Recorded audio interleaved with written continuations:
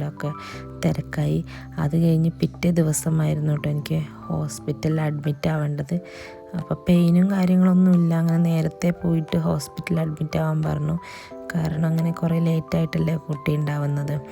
അങ്ങനെ ഹോസ്പിറ്റലിൽ അമ്മ പറഞ്ഞു വണ്ടി വിളിച്ച് ഹോസ്പിറ്റലിൽ പോവാമെന്ന്.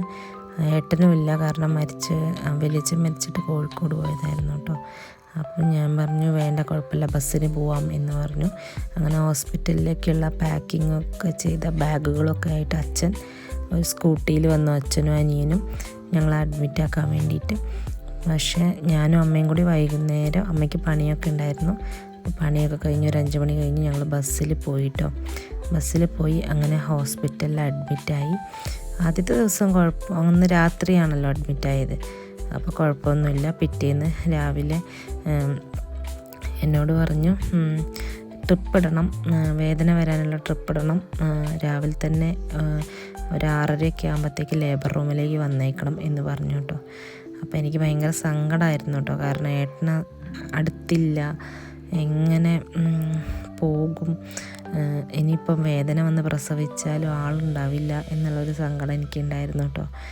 അങ്ങനെ ആദ്യത്തെ ദിവസം പോയി ട്രിപ്പ് ഇട്ടു, വേദനയില്ല, ഒന്നുമില്ല. അങ്ങനെ തിരിച്ച് വൈകുന്നേരം രാവിലെ പോയി ട്രിപ്പ് ഇടും, അവിടെ കിടക്കും, ഫുഡൊക്കെ അവിടേക്ക് തരും. അങ്ങനെ 2-3 ദിവസം തുടർച്ചയായിട്ട് ഇത് തന്നെയായിരുന്നു കേട്ടോ. രാവിലെ പോവും, ട്രിപ്പ് ഇടും, വേദനയില്ല, ഒന്നുമില്ല, തിരിച്ച് വൈകുന്നേരം റൂമിൽ വരും.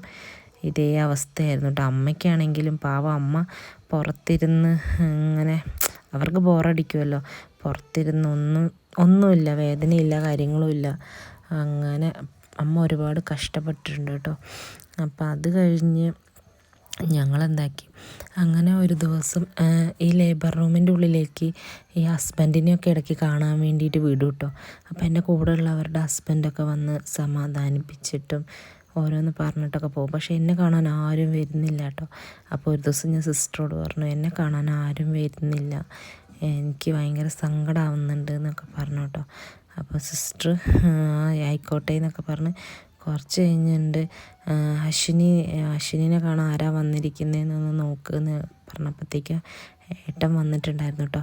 അപ്പോൾ എനിക്ക് സന്തോഷമാണോ സ്വപ്നമാണോ എന്നൊന്നും അറിയില്ല, കാരണം ആ ഒരു ടൈമിൽ നമ്മുടെ കൂടെ ഉണ്ടാവേണ്ട ആൾ, കാരണം മരിച്ചിട്ട് പോയതൊക്കെയാണ്, എന്നാലും നമുക്കൊരു വിഷമമല്ലേ.